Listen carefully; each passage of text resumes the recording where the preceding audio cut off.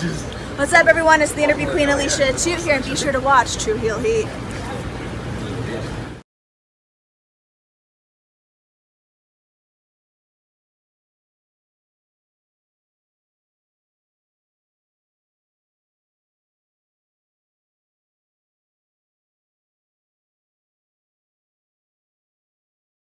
All right, hello, True Heel Heat. I'm the AEW World Champion MJF. Just in case you're deaf, dumb, blind, stupid, or since you listen to this podcast, or you're listening to True Heel Heat, and I apologize for that.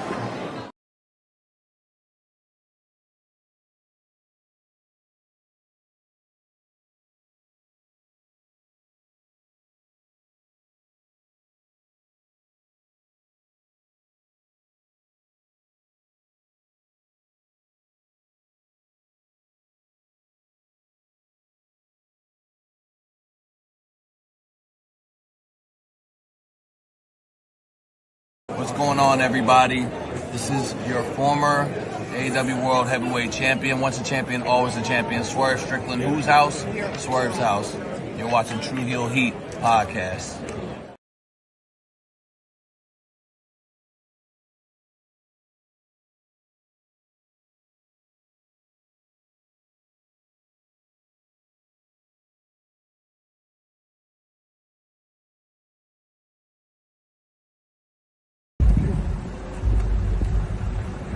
Yo, what up? You know what it is. It's your boy AJ Francis reporting to you live from New York City, the birthplace of hip-hop. And I'm telling you that I'm only tuned in with True Heel Heat Wrestling. Holla at me.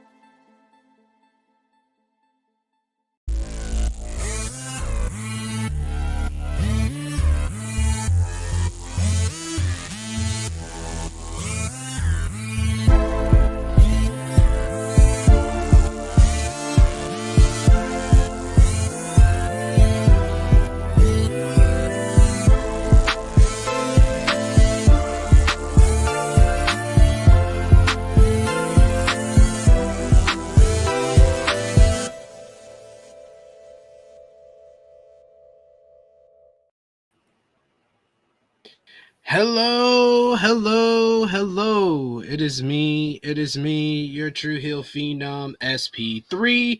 We are live on the True Heel Heat YouTube, Facebook, and Twitter for AEWramble episode 196, Buckshot to Jackpot.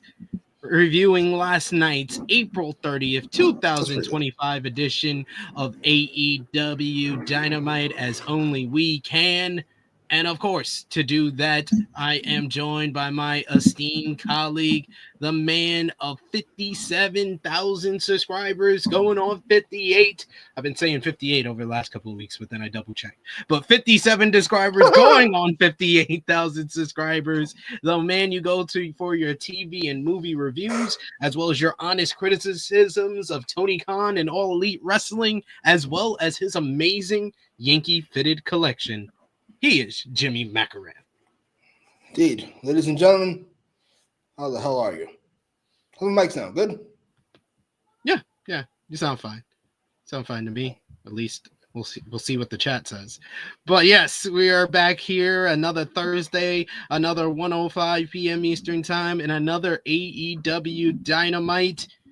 We're going to discuss all about that. Plus, as we usually do here on AEWramble, a whole bunch of other shit that has nothing to do with the show we're supposed to be reviewing, because this is me and Jimmy talking once a week about pro wrestling. So we get everything in 2 to 2.5 hours of this show. But we appreciate y'all for joining us live. Appreciate y'all if you're watching us on demand. Remember to show your appreciation back. The simplest way possible is by dropping the thumbs up on this video. You can also share this video with all your wrestling fans, friends, and family on all your favorite social media platforms. If you're new to the True Heel Heat YouTube channel, hit that subscribe button, hit the bell to stay notified for all the great content here. And of course, you can sound off in the live chat. We love to interact with all of you guys. Hear your thoughts on last night's AEW Dynamite or anything else you want to talk about in the wrestling world, as we always do here. And of course, if you're feeling generous, you want to give back to what we do here, you want to show your support to the True Heel Heat YouTube channel and AEWramble as only we can, you can do so with a super chat donation. Any dollar amount matters. It goes back to the contributors that you see on screen with us here, and we always appreciate the support. We got here in the live chat with us already, the good brother Eric Isaac is here early. He says, hey, THH fam. We got I Make Beats, who says, Hangman Page rocking the same hairdo my nan had in 1995. It's heinous. Why? I don't understand. What's the point of this? I don't know. Maybe his wife cuts his hair. Sometimes my wife cuts my hair, so She does a good job. I mean, she gets me clean shaved. She can't line me up. I got to do the lineup myself. So yeah. Well, Hangman's got too much hair. It's better than Hangman's. Yeah, hire a professional Hangman. You get the money. Stop being cheap. Jesus. We got Nicky Boy, Negro Buck Nick Jackson, who says, what's up, my good brothers? We got Ace, who says, what's up, SP3, Jimmy, and Chad? Good to see y'all in the chat today. Same to we got Zach here early as well, saying, what's up, SP3, Jimmy, and Chad? We got yeah. Who's on his profile picture? Who is that? I don't know. Who is it? Let's see. Is that Megan Bain or someone else? Maybe it's Lyra Valkyria. I don't know. We got Power Drive Finisher calling everybody else out, saying chat up SP3 Jimmy 3 what's up. We got Louisville, who says the Bucks are back, which is sure to make Jimmy happy, right? He's a Bucks fan? When he has all these fucking awful punk takes. This is what I'm saying. Nobody can be trusted. What the fuck's going on here? Oh, that's outrageous. We got King Potato, who says, literally, I just finished watching Dynamite. What's good, bros? Good to see you. You did it later than Jimmy. For somebody in the chat did it later than Jimmy. Jimmy, I was just telling him before we went live. He's literally messaged me watching Dynamite live as I'm starting work at 9 a.m. my time here in the UK. So it's like 4 a.m. into like 5 a.m., 6 a.m. that he's messaged me throughout the segments and stuff like that. And he's basically him replying to all of my messages that I was giving to him as I'm watching it live at the regular time. To be fair, I saw his messages. I was like, oh boy, we're not going to agree on this show at all. Yeah, great man tag was great. I was like, aren't the Bucks in that tag? How? We're never gonna agree on Young Bucks. We're never gonna see eye to eye on the Young Bucks. I've come closer to agree with you at CM Punk, but you'll never give the Bucks his proper credit. Well, can we agree that if we did an all-time ranking, Punk's relatively higher than Matt and Nick Jackson individually? Yeah, if you want to do individually, if you put them together, can we agree Punk's higher? I love that. I think if we did a tag team ranking, the Bucks would be higher up than on a singles ranking than Punk is. That's very fucking true. If we did like an NBA ranking and let's say an ice hockey ranking, then whoever the fucking number 2 ice hockey player in the world would be higher than Kobe Bryant. But so what? It's fucking hockey. Gives a fuck. Oh my God! Who gives a fuck about tag team wrestling? I do. I like tag team wrestling, sir. You want to call it that? All right, we'll get there. Nicky Boy, Negro Buck says the mic sounds good. Thank you so much for that. Thank you, brother. We also got Nicky Boy says, "Damn, that's a nice ass hat, Jimmy." See? Thank you kindly. We got Negro Buck also adding, haven't watched AEW in a week or two. Not a bad show this week, to be honest. Go back and watch the one from 2 weeks ago. That's an all-timer. Like Jimmy said, we're going by Jimmy's moniker when it comes to wrestling. It either have to be exceptional or exceptionally bad. That was an exceptionally good episode. So then it better, when you see something exceptional, it better get you to range a good episode to a like all-timer like we got 2 weeks ago. You could say, oh, this is a good episode in comparison to that. If it's something exceptionally bad, then you watch Cena, like you watch exceptionally bad like Butterbean versus Minoru Suzuki. You could just watch Cena and Cody and be like, oh, this is just a bad match. It's not exceptionally bad. Exceptionally awful. Props to John Cena, by the way. I've been watching his stuff recently more often. I'm not sure why I'm going to be watching these promos. He said the last however many months, but we all know the saying, turning lemons into lemonade. This is not that, because lemons are fine. But I always thought the saying of turning chicken shit into chicken salad was odd, because who the fuck wants chicken salad? Like, that's a weird thing to want. But in comparison to chicken shit, it's fantastic. John Cena's promos, the words coming out of his face are awful. He is performing a miracle out there. I ain't gonna hold you. It's just to be fine. It's fine. Just to turn chicken shit into chicken salad. Good on you, sir. Because the actual words are terrible. Sorry. Yeah. And if you compare it to like some of his better work, it's really bad too. But he is making the most of it. His delivery, he's kind of like him and Moxley are kind of similar, where they're saying some awful promos dialogue wise, but their delivery is so great, it just fine. Yeah, that's fine. That's all right, I guess. Sure. I'm a bad guy. God damn it. I'm with you. I get it. Yeah, bad. We got I Make Beats. It says make the Owen final hair versus hair. Sold. Fucking Osprey had the worst hair last week. Fuck, he's that hair that he loves so much. His girl probably does his hair. Good Lord. That's the way little Timmy likes it. Who cares? His little nigga. His hair's terrible.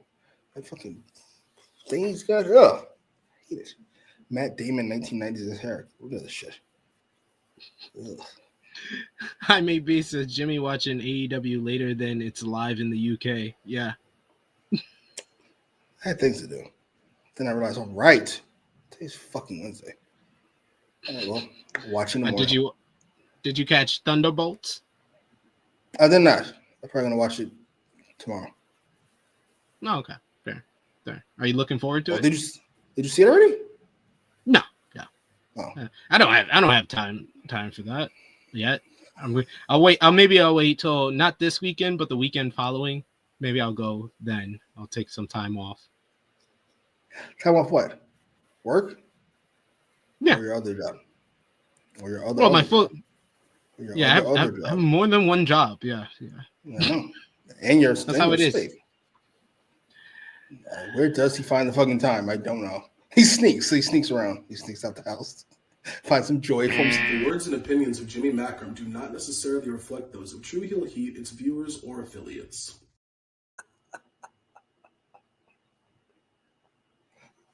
Like a Scooby-Doo villain. He's tiptoeing out of the house just to fucking be by himself for a few minutes. Not even doing anything quiet.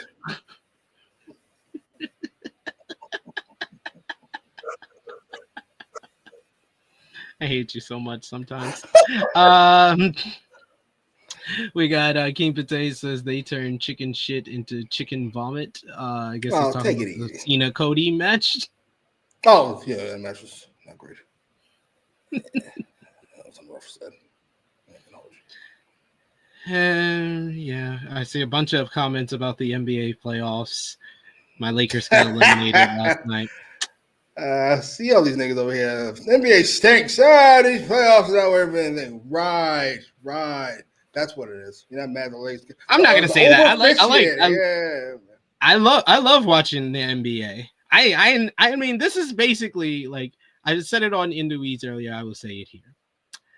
Us as Laker fans, we got disillusioned by how well we played in the bottom half of the season in March and April. We played really well. We got 20 quality minutes a night from Jackson Hayes, which was able to balance out with our small ball play being really good on offense and fairly decent on defense. And then Jackson Hayes just forgot how to play in the playoffs. So we had no big men. So you tried to play small ball, and literally that made Rudy Gobert into Wilt Chamberlain last night, 27 and 24, just looking like a dominant force. Add on to that, JJ Redick proved his inexperience in the way that he was playing our players, playing the whole starting five, the entire second half of game 4, which he got called out on and got too sensitive when someone asked him about his inexperience, where he walked out on them. And then, we just have a whole bunch. The team was basically what we all thought they would after the Mark Williams trade fell through. We have no big men. We have no big men depth. So we're going to get killed on the glass. We're going to get killed in the paint. Luka Doncic is a one-way player. He's an offensive player. And then he gets injured and his back starts hurting, but it only affects him on defense. Oh, go figure. And LeBron James had 2 of the worst fourth quarters of his entire career in the playoffs. So, all of that combines to also add on top of that, Minnesota was just a better team than us. Anthony Edwards is one of the best players in the league today, and he is really becoming the legend killer of the NBA with what he did to Kevin Durant last season in the first round, and now he's doing it to us in these playoffs, and now he has a chance to make it to his second straight conference finals. He's gonna run into a juggernaut in the Oklahoma City Thunder, which has been my pick to win the championship since the beginning of the year. We did a lot better than I thought at the beginning of the year. At the beginning of the year, I thought we would be an 8 seed and get bumped in the first round. We were a 3 seed and got bumped in the first round. So that's a little bit better than what I thought. Okay. First of all, I just want to double check here. Is Jackson Hayes that dude that beats Travis' wife? I don't know about his personal life, but he just forgot how to play, and he love that.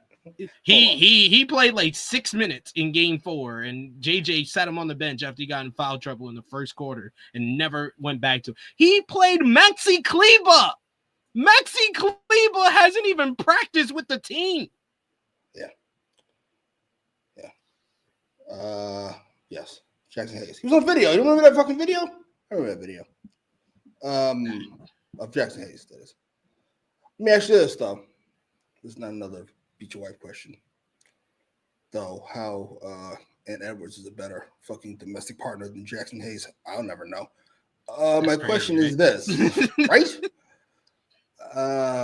They finished better than you did at the beginning of the year. Did they finish better than you did after the Luka trade? What were you feeling after the Luka trade? Oh no, we had a better record after the Luka trade than they did. No, what do you think was gonna happen? When you got Luka, what was your thoughts? I thought we would at least make it to the conference finals. I'm not getting enough joy out of this. I don't like seeing Lakers fans try to be accountable. I want to see you sad. No, I literally like the fact that I am able to be this accountable in this, because I think I'm a lot more accountable than JJ Redick was on any of the media. I love that video. So I can admit I got way too excited with Luka coming in, but they basically played how I thought they would play without that Mark Williams trade. I think that Mark Williams trade falling through, we have no big man depth, so we got killed on the glass, and Rudy Gobert became Wilt Chamberlain mixed with Moses Malone. What are we supposed to do if he's playing like that on a night where Anthony Edwards is not shooting the ball well, only has 15 points, but he's still making all these great decisions on the court. We were killed on the perimeter. The Wolves were way more athletic on the perimeter every time down. Julius Randle, Anthony Edwards, and Jaden McDaniels was all going past our guys, and Austin Reeves went from March and April being looked at as the best third man on any team in the NBA to completely disappearing and not being able to hit a layup. It's Austin Reeves. Enough of this. All right. The best third man in the league. Who said that? Who are you people? The Gilbert Arenas of the fucking world who told me that fucking we've got LeBron and Luka. Who needs fucking defense? What is this, 1985? Apparently so. Apparently basketball hasn't changed that fucking much in 30 years. You still need to play two sides of the fucking basketball. The Lakers will be fine, assuming LeBron doesn't fall off a cliff next year. But listen, it's over. You telling on yourself? Do you actually sneak out the house? I'm sure she notices. No, I think he's talking about Jackson Hayes. I'm like, boy, I know nothing about Jackson Hayes. Outside that could be his wife. I don't sneak out the house. I don't sneak out the house. I do. I'm on here too much to sneak out the house. I need Wi-Fi. Jesus fucking Christ. We're gonna fucking send somebody to rescue you. I can't have this. I'm gonna pitch in. I can't have this. This is outrageous. I can't see my friend like this. Everybody needs a break. Good Lord. Like, I love these people. I hope I get a break soon. I think after Backlash next weekend, I can get like at least 1 day off from streaming. 1 day off. I think I've gone like a month straight. Of streaming. Just talking about fucking wrestling? Ill. No, some days I talk about Power and Daredevil on the second channel. So fair enough. Yeah. Fair enough. We can talk about this fucking nonsensical match. Unless you got something else you want to talk about. I'm going to talk about anything. We talk about Stephanie McCare for an hour. I'm here for it. I love her. You enjoyed Monday Night Raw that much, huh? Oh my God. I don't even remember what happened. I remember Stephanie was there. I remember she looked fantastic. I know a lot of you guys talking shit. Give up all that money to go be number 5 chick in NXT. Tell you something. When you're a star, when you're a star, the world moves around you. That's how that works.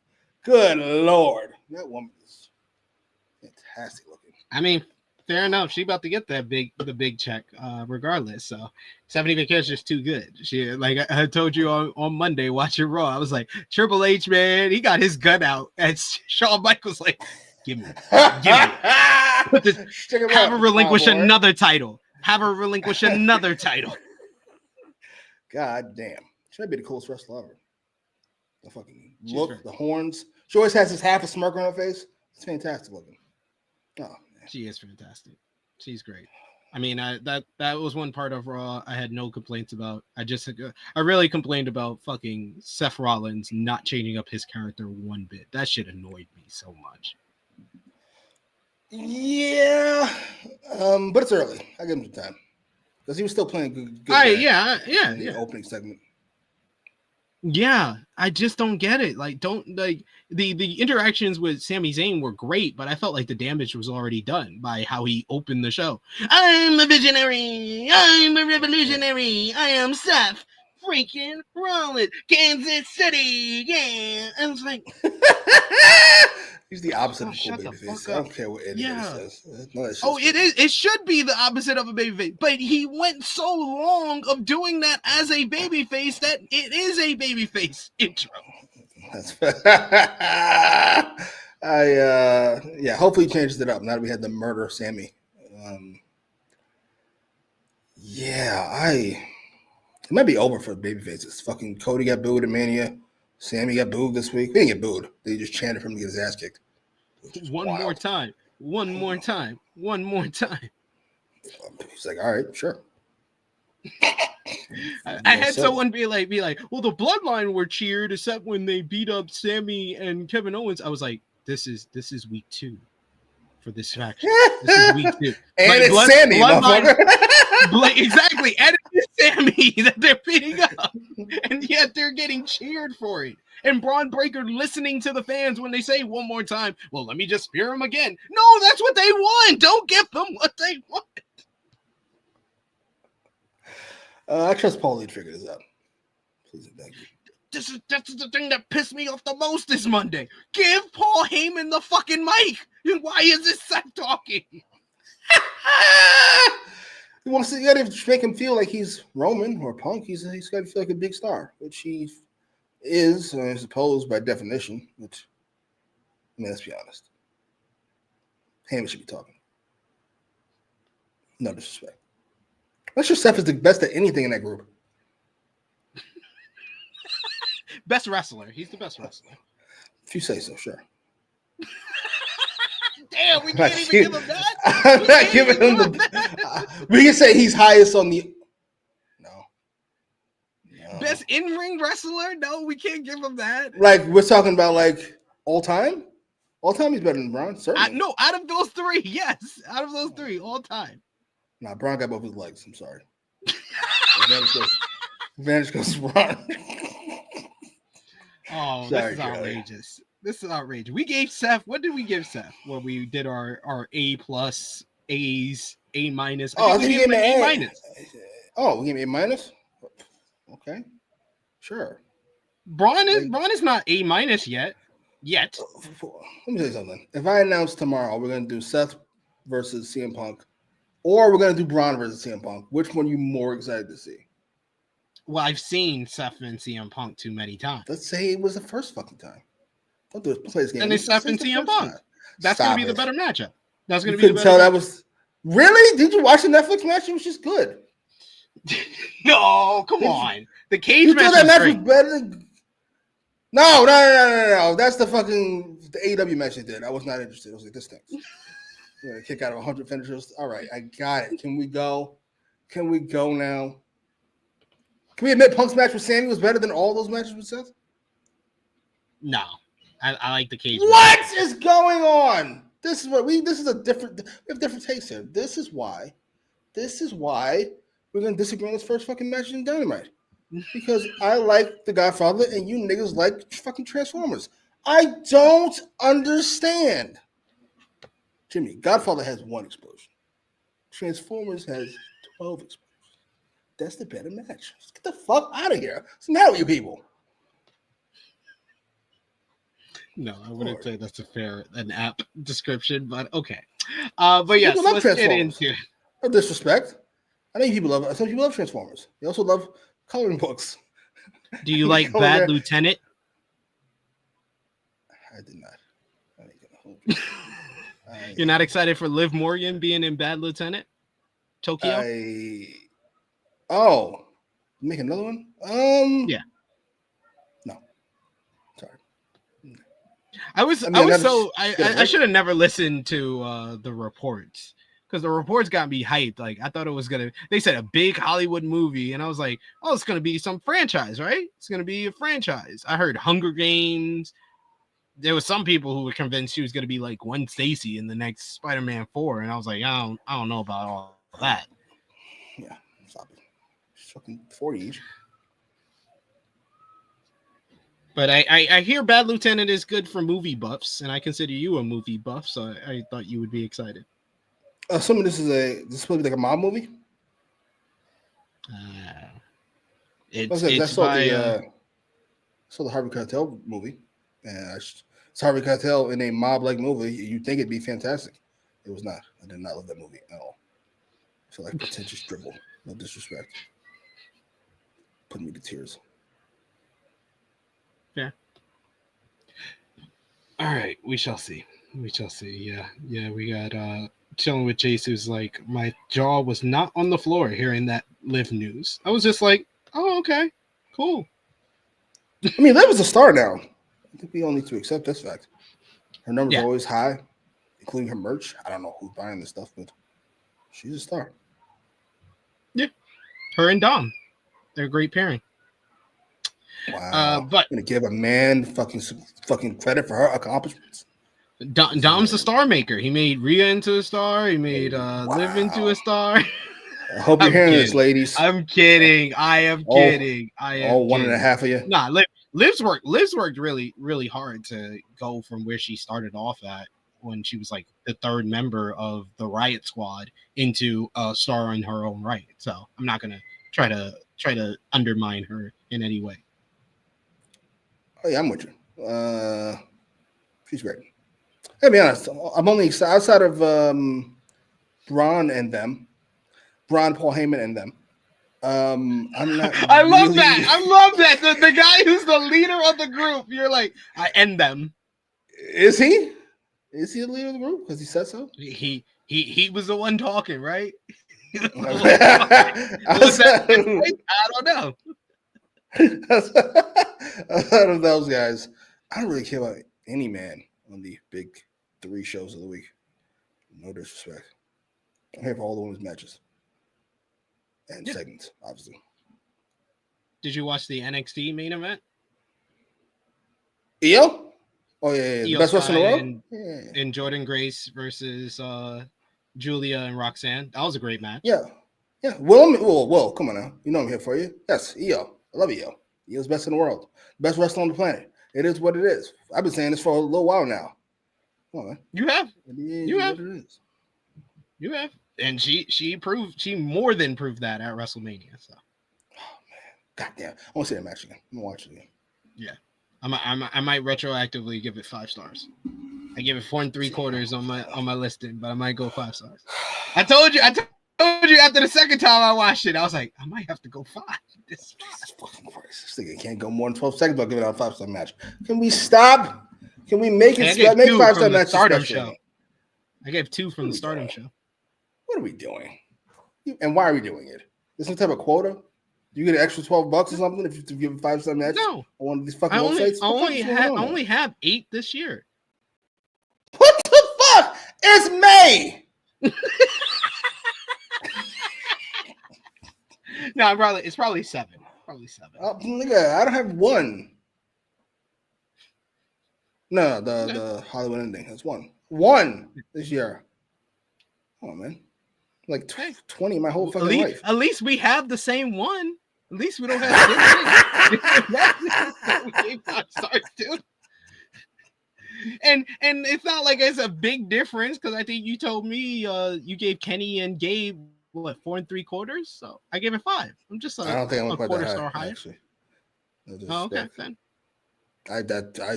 Boy, it must have been a long while before you guys had a great match because you guys jumped out the window for that match. I was like, this. That was fantastic. I was like, oh shit, we getting Still there. my match of the year. That's a 1, Still 2, my 3. match of the year. Come on, stop it. Still my match of the year. Not better than Toni and Mariah. That's close. That's number 2. Mariah Punk, by the way, says I'm not coming back, and then goes out there and puts on a fantastic match. Go ahead. Fuck Soldier, what the fuck?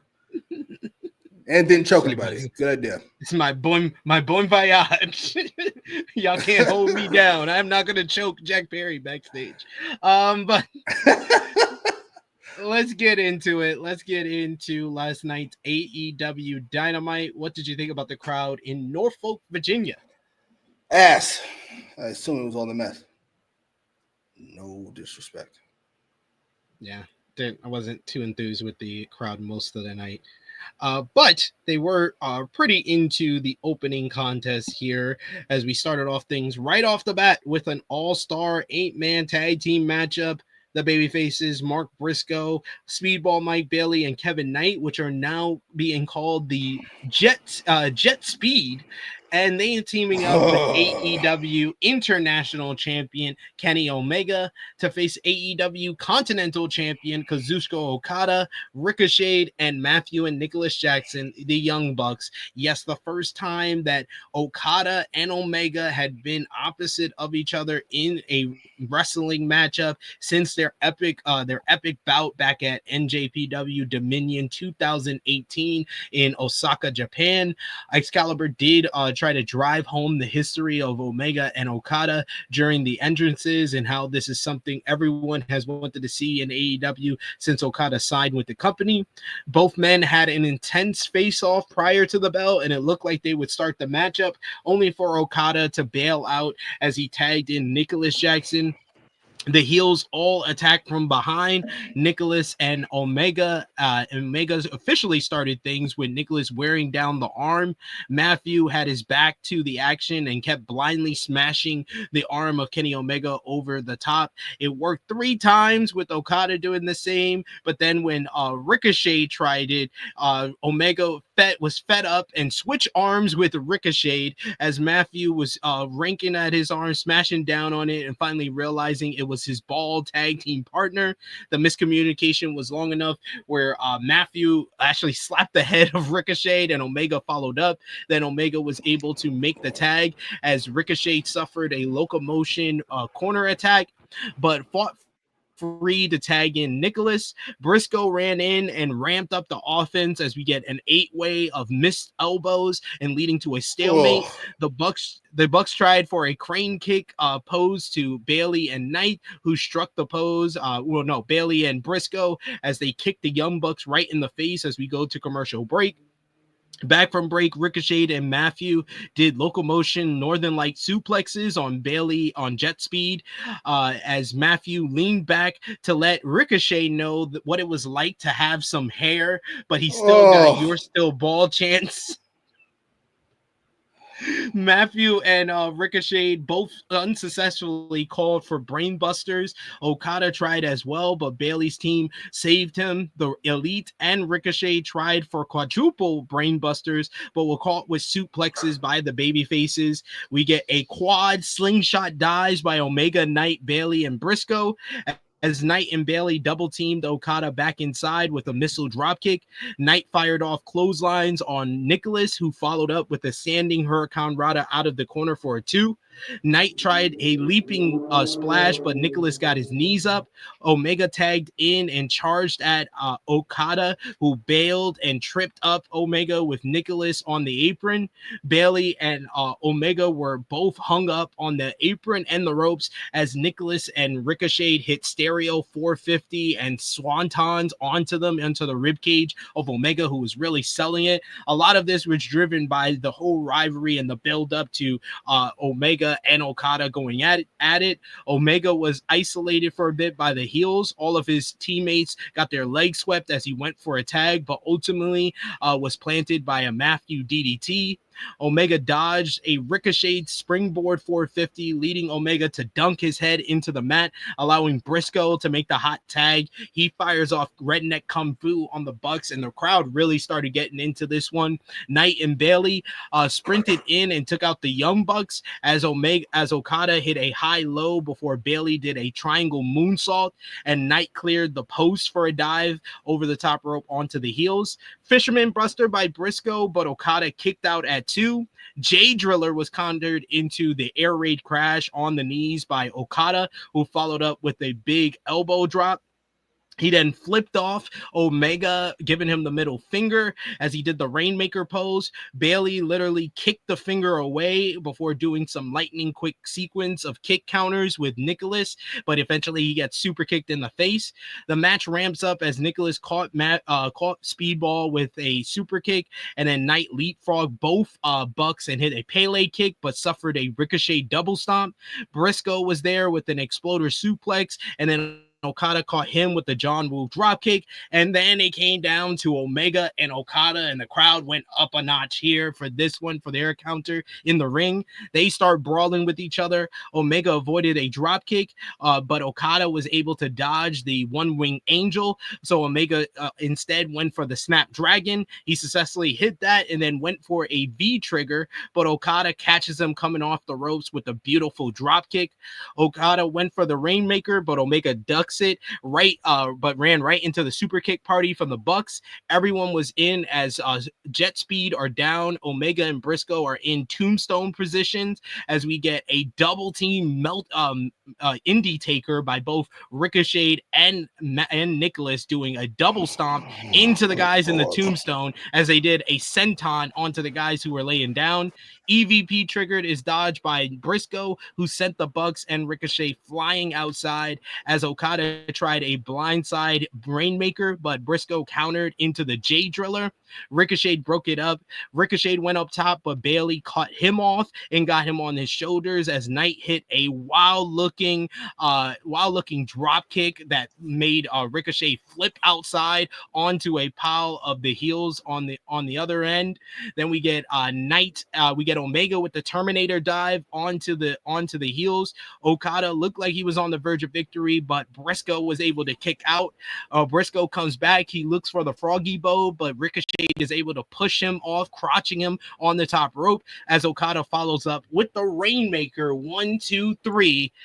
Elite and Ricochet pick up the victory here in an awesome 8-man tag, in my opinion. This was a lot of nonstop action, especially towards the latter half. It was great build up in the beginning, but the story crust, and I like the story threads throughout this matchup, with Okada and Omega being the highlight of everything. But you had Omega's past with the Young Bucks. You got him defending the title at the last pay-per-view against Ricochet and Speedball, who was on his team. Jet Speed had their matchup with the Young Bucks. Of course, Briscoe's got his history with the Bucks as well. So I like that the story was the thrust of everything, but it was really all about Omega and Okada in this one. But I know you disagree, Jimmy. So what did you think? Nope, I don't disagree. Whatever you say. I have no interest in this. I'm not going to waste any more time. You've used all the time I've allotted in my brain to talk about this fucking nonsense. I appreciate it. I'm good. I'm fucking good. I can't believe the way you tried to sell the people on this. I'm glad none of you are buying this. That match is fucking nonsense. The back half is really good. We'll go. The back half is really good. You want to talk about that arm spot? What is this? Some Three Stooges ass shit? Everybody missing elbows? What is the hair spot with fucking Matt Jackson and Ricochet? What is this, a silent movie? I hate these people so fucking much. Outside of Jack Perry, that doesn't count. That is some otherworldly heinous shit. Outside of Jack Perry, he's just boring. I don't even know if it's even bad. He's just a bore. That was the worst 15 minutes in AEW history. Good. I hated every single bit of that. Omega couldn't save that. This is one of the greatest wrestlers ever. He couldn't save that fucking nonsense. One great wrestler. I love that. Skip all the people. This is nonsense. This was it was silly. Jimmy, do you don't like fun? What the fuck? Good Lord. We're not doing this, though. Go up. I am going up. Please, I am going up. I'm working. Why we start with the nonsense while I'm talking? Why we give me it was a great match. I love fun. Oh, go fuck yourself. I don't want to be associated with these people. I don't want to say that we like the same stuff. We don't. We need a different word for wrestling. This PWG, it doesn't quite do it. If you don't know what PWG is, we need something. No, we need something else to call this. Do you have any history levels? At least Nikki Boys get the right take on this. Good Lord. Of what this was called back in the day, outside of horse shit. This is a party match. No one does a party match quite like. No. We had party matches the last 2 weeks. Nothing that looked like this nonsense. I hated that fucking match. I thought that fucking chicken spot last week was bad. I didn't even mention it. I let it slide. Did I not let it slide? I didn't even mention it. That fucking do-si-do shit they did in the middle of the ring. This is egregious. This is fucking egregious. This is bad. And you know what? I said that the last half made up for it. I said it to you. I was last night. I said it to you this morning. It doesn't. It does. You recapped that. I was like, no, nothing makes up for this. This is bad. Kevin Knight fucking being Michael Jordan, apparently. He leaves higher than anybody I've ever seen.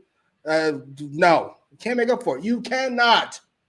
I refuse. This stinks. I don't want to be associated with anybody who thought it was fucking good. I don't. You're associated with me, and I thought it was awesome. They didn't. I refuse to believe Yes, I did.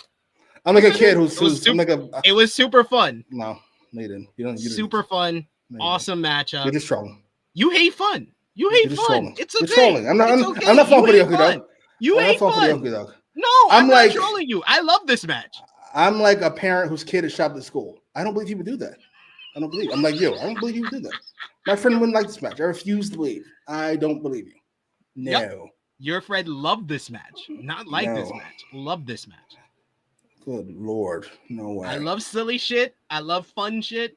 And I love that this had a bunch of good story involved in it as well. A bunch of good story. All right. Yeah. Sure.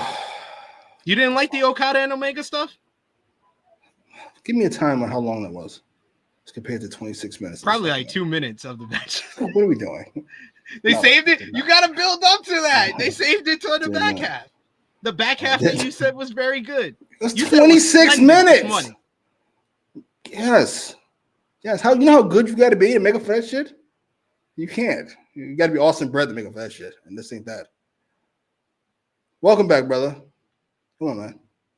It is what it is. Absolutely, all-star, man. I can't believe this.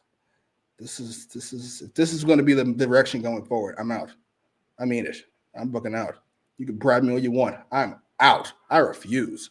It can't be fucking 70 Vicaire can come in here naked, and I'm still out. No. I'm sorry. But you know what? I have a new conspiracy. You hate fun. You hate fun. You have no joy in your life. Sure. You have no joy in your life. That's why you go to sleep. So in the morning. I have joy in my life. That's why I stay awake. You go to sleep because no, you stay awake because you can't sleep. You have insomnia, sir. Don't get me started. A sign of insomnia is not having any joy in your life. I have a conspiracy theory about this, and I firmly believe this is Will Ospreay told him to do this match. He's pulling the strings behind the scenes. He told him to do this match so fucking Kyle Fletcher could look like Bret Hart in the main event. You don't know how much I enjoyed that main event. I was like, look at this. 2 real grapplers here. This is how it's done already. 2 professionals. Come on, man. It's not fooling me. I don't get full with Yoki, though. Absolutely. Power play Will Hunter Helmsley. I refuse. WHH. Oh man. I love the fact that we don't always have to agree. I love this match. You hated this match. I love it. I like arguing, but not about stuff like this. I'm not arguing with you. We just have a different opinion. I enjoy fun. You don't. You hate fun. I don't like disagreeing about stuff like this. When I watch The Godfather, I want the person to say to me either it was good or great. I don't have to go, I hated that fucking movie. No. Oh my God, I can't be your friend anymore. Because that's a terrible thing. You can't have it. You can't have it in my home. Get out. I can't have it. No, thank you.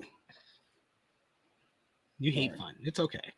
It's okay. I'm not going to hold that. A couple of you on the right page. We seem to be split 50-50. That's not good enough for me. I ain't going to hold you. Yeah, it's split 50-50. Some people like fun. Some people don't. Sure.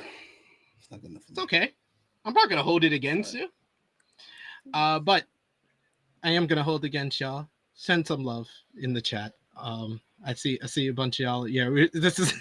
He said this is like, oh no, Big Man Dog says this is like a Democrat Republican discussing politics. Yeah, it's okay. Absolutely, it's okay. Somebody, yes, one of us is saying politics should be taken seriously. The other one is fucking.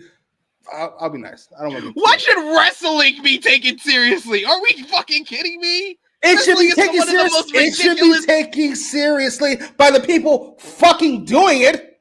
What? That's one of the prerequisites to doing anything. Fun wrestling matches. We can't have 15 fucking minutes. No, you cannot. No, you cannot. Good Lord. I'll give you one of those spots. Maybe I'll give you 2. There's 5 disgusting spots in the first 10 minutes of that fucking match. What are we doing? That one. Yes, this is true. He does have a one of us likes Swerve, one of us doesn't. Come on now. Don't do that. Don't do that. Don't do that. Come on now. I'll win that battle. Don't do that. Because one of us thinks Swerve is good at wrestling. One of us likes Huey. The other one likes Ruckus. Don't do that. Come on, man.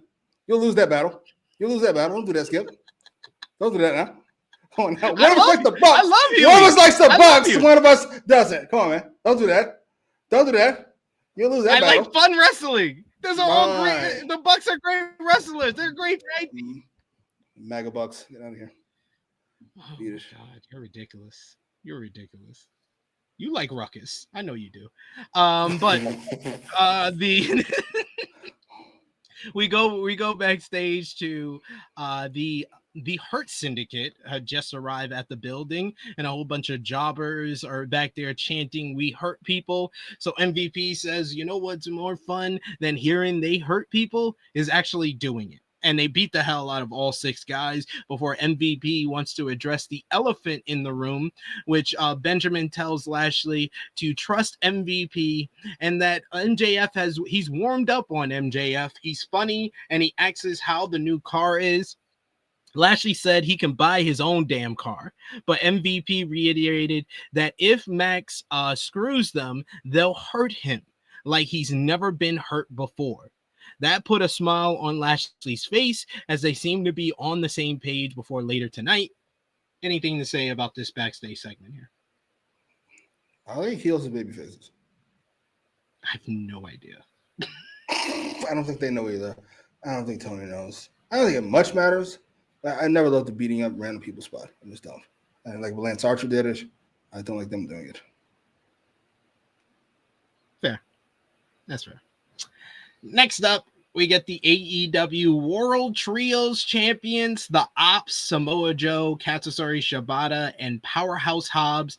They are versing the Job Squad here as we got Miles Hawkins, Rhett Titus, and our boy, Nick Camarado is back. Looking like a damn caveman again. I'm glad he's helping. The Callis family. I wouldn't mind. He could be the replacement for Cage with Archer. Oh, nice. Ren Titus starts things off. He kicks things off with Joe, who lights him up with strikes and an enziguri in the corner before tagging in Shibata. Titus was tossed to his corner and he tags in Camarado, making his in-ring return after 6 months due to a hip resurfacing surgery. Tagged in, he exchanged in a battle of chops with Shibata, who won that out before he quickly tagged Hawkins in. Hobbs made the tag into a nice reaction and hit a bunch of knees in the midsection, a snap power slam. Taz brought up how Hook is recuperating more and more each day and will take care of business when the time is right. Hobbs takes the straps down. He hits the spine buster on Hawkins for the 1-2-3 for the Ops to get the victory here. Commentary mentioned multiple times that Samoa Joe will challenge Jon Moxley for the AEW World Championship in Chicago at Beach Break in 2 weeks. And right on cue, we get the Death Riders jumping the Ops from behind. They come into the ring and jump them from behind. A brawl breaks out. Khalio takes out Shibata outside the ring. Jon Moxley is beating up on Samoa Joe until Joe makes the comeback. And I love the theme of their rivalry has been anytime Joe and Moxley is one-on-one, Joe murks this dude. He always getting him in the Kukina clutch. But I love Moxley here. He points out, he's like, your boy's getting beat up. Claudio's in the ring. He sets up a chair upside down and he delivers a neutralizer on Shibata on top of the upside down chair, similar to what they did with Hook to take him out.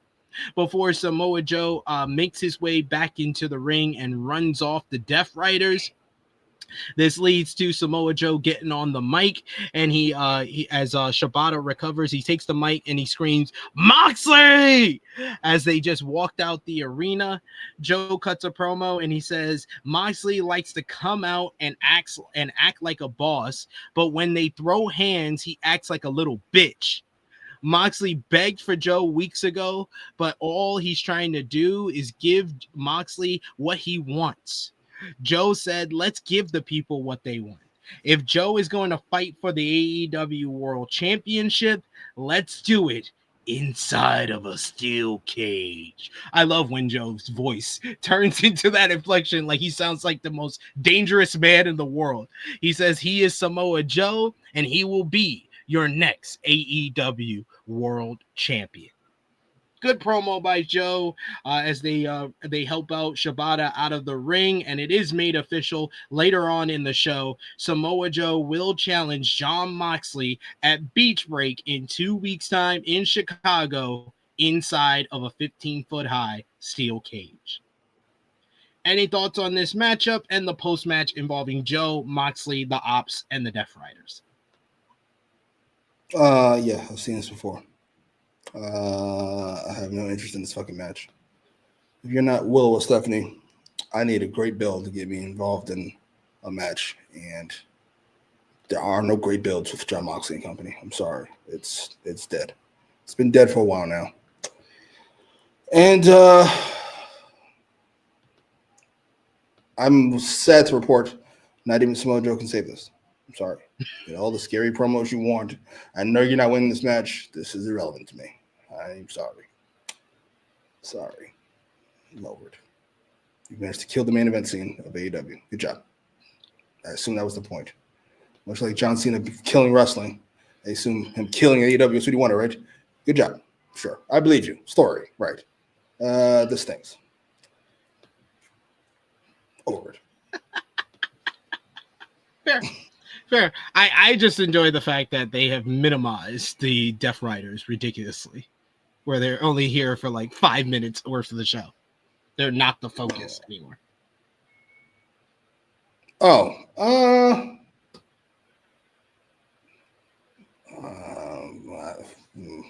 Yeah, I guess. I suppose. I haven't noticed that much of a difference. To say the truth. There we go. Oh, it really brought me down. I love now that the chat is now giving us a star rating for our debates and arguments. 4 3/4. We're almost there. We're almost there at the 5 stars. I think we got 5 stars in us.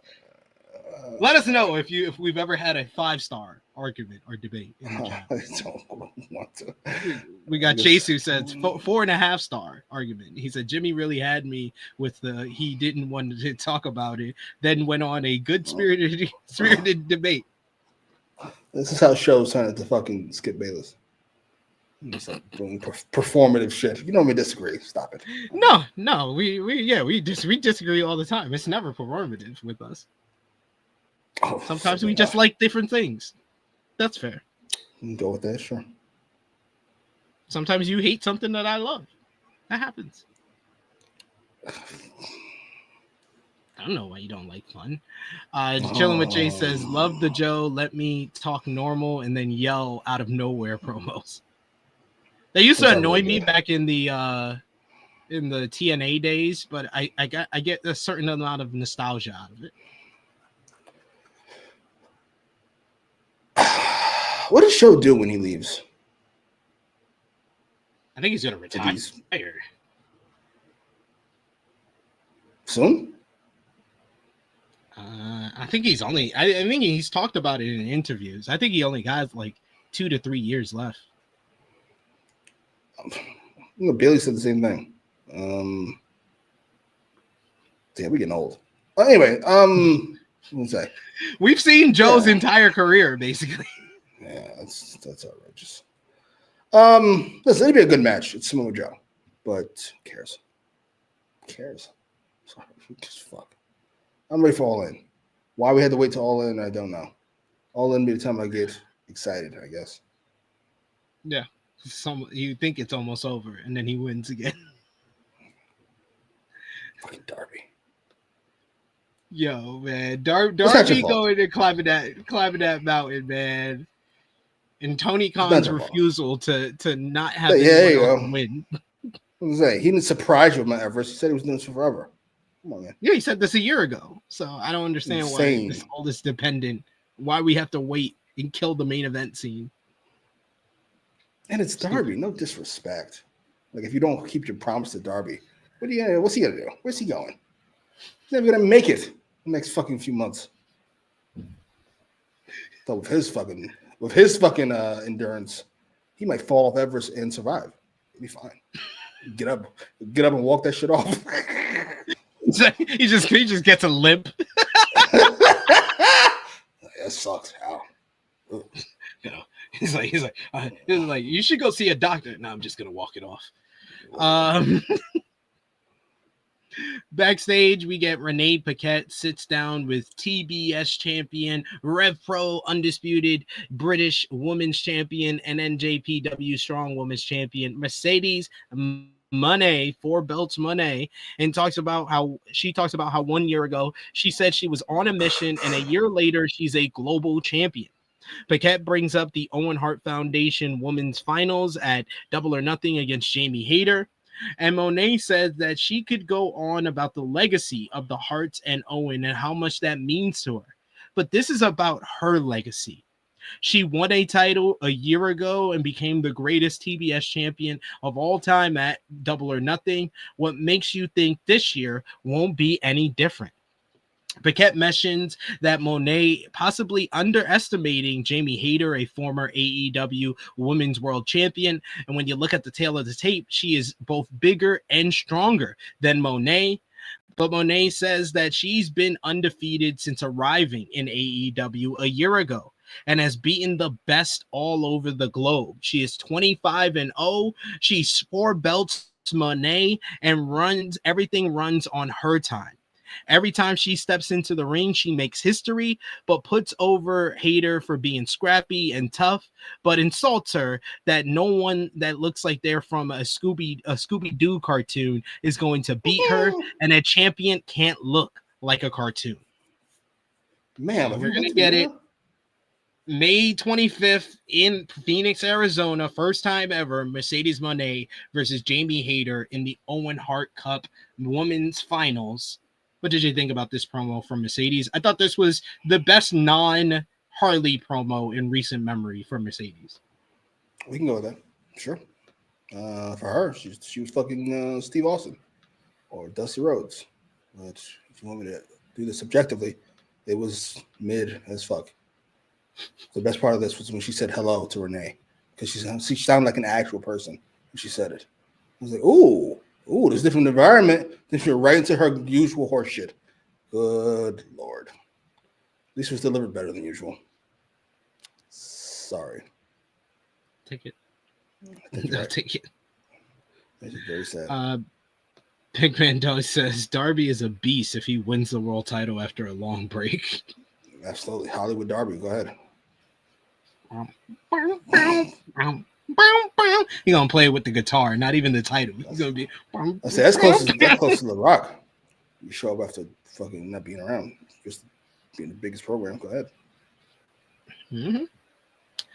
Renee Paquette doing her work. She's everywhere as she's backstage now with the patriarchy and brings up Nick Wayne representing AEW in the NJPW Best of Super Juniors tournament next week when Christian Cage cuts her off and said all questions should go through him. Jay Lethal then interrupts and says that he's not here to talk to Christian, but to the champ, Nick Wayne. Lethal says that he has a bright future, but still has a lot to prove, and challenges him to a title match later tonight. He says that he's the longest reigning Ring of Honor TV champion in history, and he wants to go against the youngest champion in Ring of Honor history. Nick says that he's not sure, he's not warmed up, but Christian says he accepts. And then when Wayne looks at him, he tells him that if you're going to be champion, you need to stay on the top of your game. Christian is so beast. I love Christian. Any segment he's a part of, he makes it better. What did you think? I don't know why it works for me. I think it's the pure hypocrisy of it all.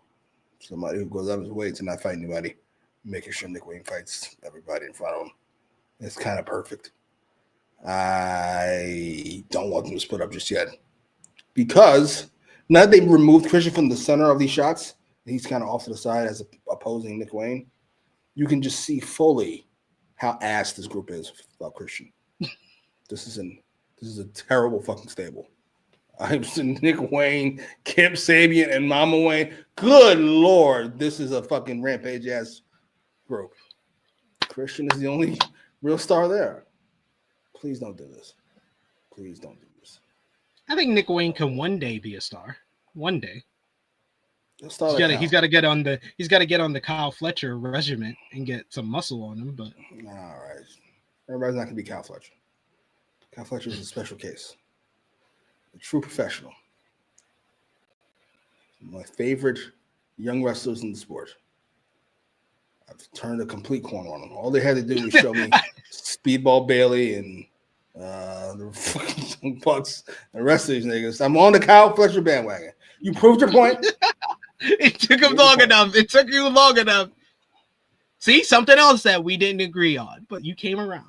I like that. See, happy you came around. Outrageous. He improved. That's how it works. All right, AEW Women's World Champion, timeless Toni Storm is here with Luther, and she has her latest title eliminator matchup with Miyu Yamashita from Tokyo Joshi Pro. I like the video package that they played before the matchup with timeless Toni Storm from the TCM Film Festival issuing the eliminator challenge and say, to any bitch that has an itch, I'm gonna scratch it. That's called motherfucking bars, nigga. Yamashita has answered the challenge. They give a nice little video package talking about how she's been the ace of Tokyo Joshi Pro with highlights of her time in Japan. They also bring up the fact that timeless Toni Storm is 9-0 in eliminator matchups, but Yamashita has won an eliminator match 3 years ago against Thunder Rosa at a Tokyo Joshi Pro show. Her matchup in Tokyo Joshi Pro with Thunder Rosa was really good. The matchup that happened on Dynamite wasn't as much, but I thought this one was much better. Timeless Toni Storm is at the top of her game, and Yamashita has improved greatly, and I felt like she stood out a little bit more here. Both women shake hands at the beginning. Storm works over the arm for a bit until Yamashita starts laying in some kicks. Storm gets a Luthez press and unloads some right hands to stand tall. Backbreaker and snap suplex by Storm, but was cut off with a high kick to the face when she went to the top rope. That led to her sending her outside. Storm blocked a PK kick and swept out the legs. She tries to go for the hip attack against the ring post, but Yamashita is able to move out the way and then delivers a kick to the ass of timeless Toni Storm a bunch of times. Luther tries to break things up, but he suffers the same fate. Taz told her to stop as he's an old man. It was all Yamashita during the commercial break. We returned to a crush kick in the corner by Yamashita until Storm tried making her comeback, only for Yamashita to walk through with strikes and a roundhouse deck Storm, who dodged a second one into a snap German suplex. We get Storm charging for Sweet Chicks music, but she ran into the skull kick, her clean in the top of the dome piece. Yamashita signaled for the crush rabbit heat, but Storm was able to cut her off and hits the choke bomb for a 2 count. Fisherman suplex with a high bridge by Storm gets another near fall. She tries for Storm Zero, but Yamashita reverses that into an attitude adjustment and then follows with a buzzsaw kick. But Storm dodges a running knee and hits another snap German suplex. They battle for a bit as Storm hits another one, sending her into the corner. She follows up by hitting Yamashita with the big Sweet Chicks music, and then follows up with the Storm Zero. 1, 2, 3. Timeless Toni Storm picks up the victory here to go 10-0 in eliminator matchups. As she celebrates post-match, we hear the music of Mercedes Moné. She struts out and tells the Norfolk crowd to shut up and say hello to their CEO. After Monet brings up beating Hayter for the Owen Hart Cup, she says that she's coming for what's hers, the AEW Women's World Title, and that hits the music of Jamie Hayter. She decks Monet and lays her out. She looks for the Haterade, but Mercedes ducks and scurries away, leaving one of her 4 belts. Hayter does a stand down with timeless Toni Storm, who looked quite impressed by what Hayter just did to Mercedes, but Hayter leaves out as her music plays, and timeless Toni Storm starts doing some type of interpretive dance to the Hayter music, which was hilarious. She's like, down, down, down, down, down. Oh my god, this was awesome. She always pops me. She doesn't even need to be on commentary, and she still pops me. Timeless Toni Storm never changed. The best women's wrestler in North America right now. What did you think about Storm versus Yamashita and the post overall, not in ring? In ring is definitely Io, but overall, I think Mercedes. I think timeless Toni Storm is the best. But Jimmy, what did you think about this matchup of Storm versus Yamashita and the post match with Mercedes and Hayter? Match was fine, inoffensive, we'll say. Nice to Toni Storm get on TV one way or another, and this did that. As far as the post-match goes, if you would ask me 2 minutes before that, who's the LVP of the show, I would say the Bucks and company have this wrapped up, and it's not particularly close. However, you give Mercedes a mic 2 times in one night, Tony Khan decides he's putting up a fight for this fucking thing. Good Lord. Whose idea is that? And Jamie Hayter, what are we doing? What are we doing? Why am I, you know what, whatever. Tony's going to say this with her dance. I ain't going to hold you. Because as much as I love Jamie Hayter, she did herself no favors in the outfit she came out with. Are you just trying to prove Mercedes' point? The fuck are you wearing? Good Lord. Why can't she wear that 70s gear? What the fuck is this? Because it's not the 70s. What do you mean? It's called 70s gear. What's old is new again, sir. But not this though. Not this though. This ain't it. I'm sorry. This ain't it. And now if I can complain a little more, because I've been impressed. I don't need NXT, okay? I don't need NXT levels. Sean goes a bit hard, and I appreciate it. But how many talented women are on this roster? Let's say the top 20. What percentage are women on this AEW roster? I think I would put, as far as like you said, top 20 talent on the roster. Top 20, top 30. Out of the 30, how many are women? 10? Mercedes, Timeless Toni Storm, Chris Statlander, Willow Nightingale. Jamie Hayter. Hello. Jamie Hayter. Yeah, First. Jamie Hayter. First. Megan Bayne. Thunder Rosa. True. How many is that? That's like 8. Those are top 8 out of 20.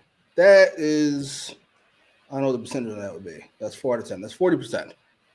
Why am I getting 13.5% of the show being women? Why did it get 1 out of every 8 segments? I don't understand this math. The math is not mathing with me. I'm very confused by this. Stop before. Knock it off, sir. No disrespect. What are we doing? And it's starting to bug me because I don't need 50-50. I'm not here for, make sure they have equal rights. That's beyond me. That's for the politicians to take care of. I'm here for putting the stars on the show. And I don't have any Statlander. I have no Willow or Megan Bayne. What the fuck is going on here? I don't understand. Why is it such an issue? It can't be ratings, because I guarantee you, I'll let you know, by the way. You'll be the first to fucking know. I guarantee you that first 2 segments fell a fucking clip. I'll let you fucking know. It can't be ratings. So I don't hear shit about fucking ratings. It's not about ratings. This is about vaginas. And it ain't right. It's not right. It's not okay. I'm not here for it. It's insane. It's insanity. And 20% would be a fucking improvement. He always puts it like back to back, because I think we had the Mercedes segment and then right after was the match. He always puts the women's segments like within a segment of 2 of each other. He keeps it all there. Yeah, I don't understand. I do agree. The women should have a lot more, especially because they are some of the best talent on the entire roster. No, I don't understand. I'm very confused. Oh, I'm joking about the sexism. Well, I'm joking about the conscious sexism. Like, if he's doing it, I think it's subconscious. I don't think he's flaming sexist. So you look at you being fair and unbiased. I try to do what I can. Sometimes. Always. Sometimes I can't do anything. I got to tell it like it is. Okay. Not gonna judge you. But let's get into the next segment, which was the Don Callis family. They were backstage and they're talking about the main event matchup. Callis says that he likes making history, which is what Takeshita and Josh Alexander did last week when they put down Will Ospreay and Brody King in one of the best tag team matches he's ever seen. Callis says that they'll make history again tonight, as Kyle Fletcher will do the same thing to Hangman Adam Page before Fletcher moves on to Double or Nothing and finally ends Will Ospreay once and for all. Fletcher said that when he beats Page tonight, and Ospreay in the finals, he'll go on and win the AEW World Title, and everyone will be forced to say my full name. And Callis says, "Let me do it. Allow me." And he screams, "The Protostar, Kyle Fletcher."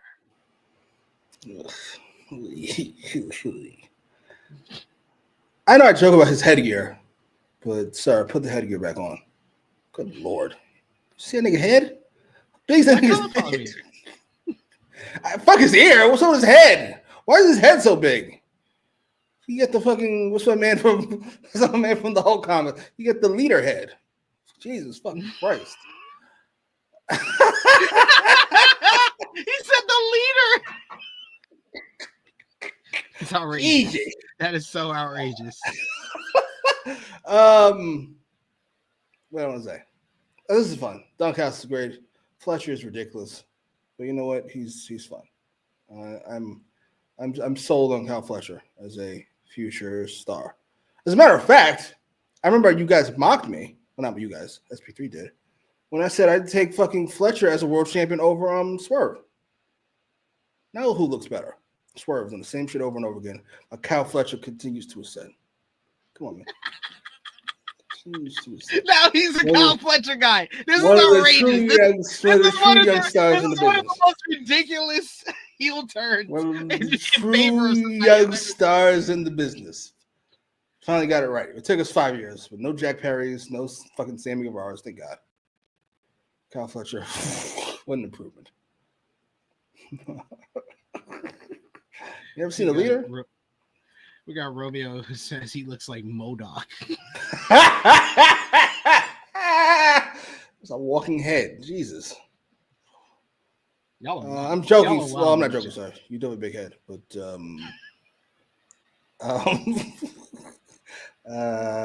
keep up the good work. So bad. So wrong.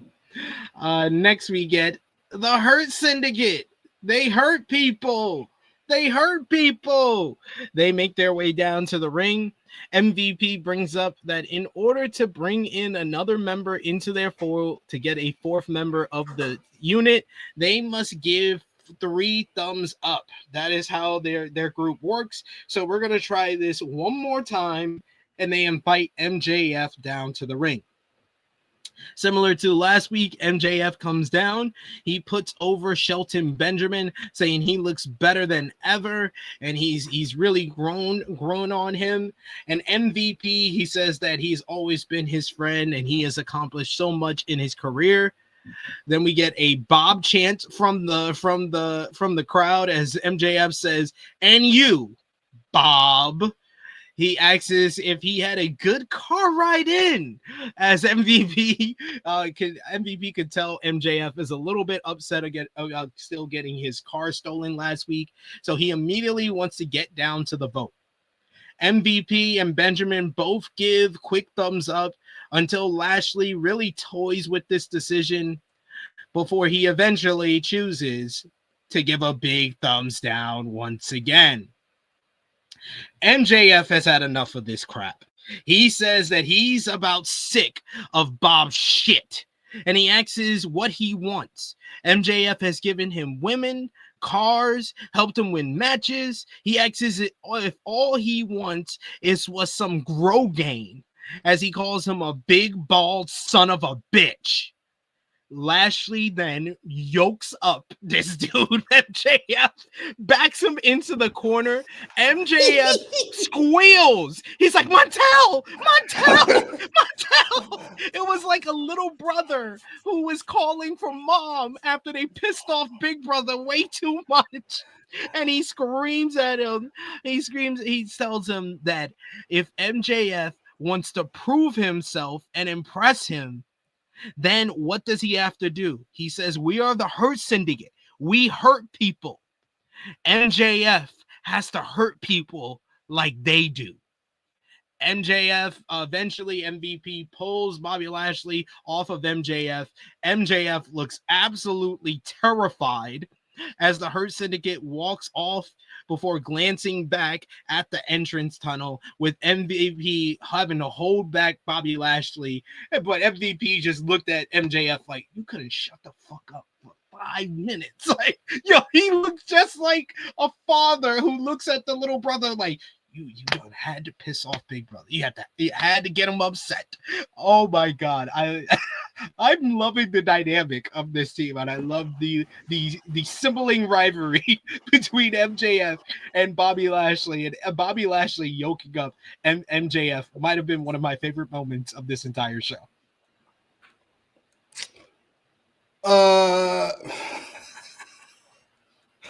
Big Nate was hilarious. That's very true. He was only the second worst commentator on the night, by the way.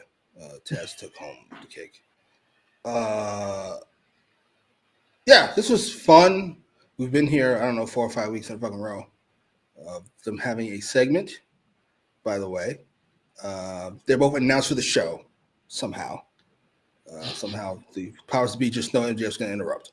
This was good. This was fun. I'm impressed they've made it stretch it this long. This, though, to me, feels like the limit. Time to go to phase 2. We officially got the vote. Phase 2 is MJF has to hurt somebody. My guess would be he hurt somebody insignificant, and they tell him that's not good enough. He has to answer the Max Caster Open Challenge. Okay, MJF doesn't seem the type to actually hurt somebody, though. Like, on cue, so to speak. My guess is he pays somebody to hurt Max Caster, and they say, no, you got to do it yourself. You got to put your own work in around here, homie. I don't know. I don't know where this is going, but I am tentatively interested for at least one more week. Yeah, they have to move on to some. Ooh, that would be interesting. He hurts Cedric Alexander, who is someone that they care about. That would be awesome. That would actually be really cool. I didn't think of that. That's actually a good one. He beats up the new guys. He beats up this new guy. Look this guy. Look what I did.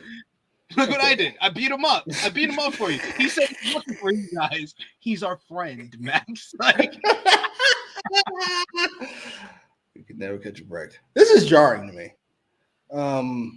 Listen, they do great numbers every week, mostly because MJF, I would imagine. But this is the number one star company. You understand this, right? Why is Steve Austin doing side quests?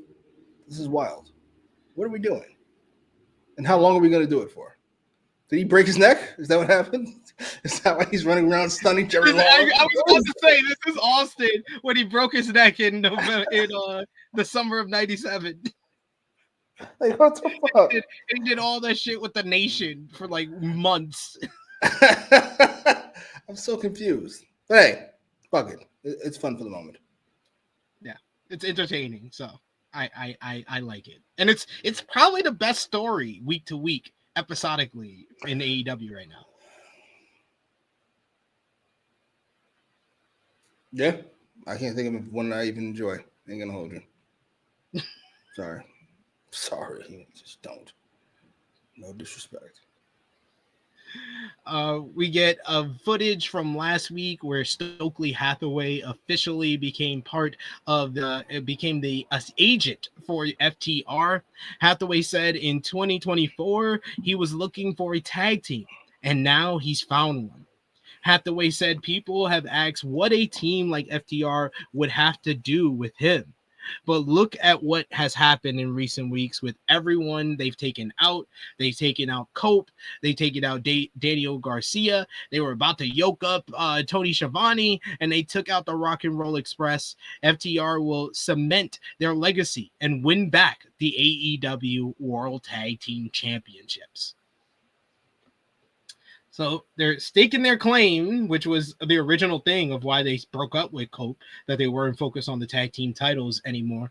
When do you think that we get them challenging the Hurt Syndicate, though? Probably not. Oh, it wouldn't be a double or nothing. Maybe a double or nothing. Now think about it. Was that the double or nothing on the card? Pay-per-view wise. All in.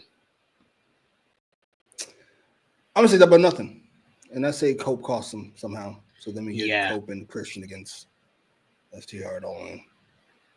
You're probably on the same page because they have like a month now to build to Double or Nothing. Like we should get more matches like outside of the Owen Cup announced like starting on next week's show. So I could see them like maybe it's another MJF Hurt Syndicate segment and they come out and interrupt it to give us something different than the last couple of weeks with MJF Hurt Syndicate. That sounds fire. It's not gonna happen. Sorry. I'm sorry. He's like, good idea. Not gonna happen here. As much as I've enjoyed the last few weeks, particularly 2 weeks ago, it's all wrestling. Like story-wise, this is some unimpressive shit. It's not bad, it's just unenthusiastically mediocre. Fair. ROH TV champion Nick Wayne going one-on-one with Jay Lethal, is next. Oh my god. Wayne first comes out alone, but then Christian Cage cuts off his music and comes out to join them, walking out with Kip Sabian and Mother Wayne. Taz says that Cage has always been a douche, and it's just now he's a bigger douche. Lethal and Nick trade headlock takedowns and then head scissors escapes before Wayne regrouped outside where Cage whispered some advice. We get chants from Mother Wayne saying, Nick's mom, Nick's mom, Nick's mom.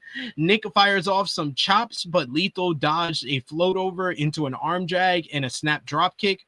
Nick rolled outside, so Lethal met him with a tope, but he pretty much just shoved Nick back as Nick rolled through and hits a Hurricane Rana to answer right on the entranceway. Lethal was driven into the steel steps as Nick had control of the matchup heading into commercial break. Lethal got in a few pin attempts before connecting with the Lethal combination for a 2 count.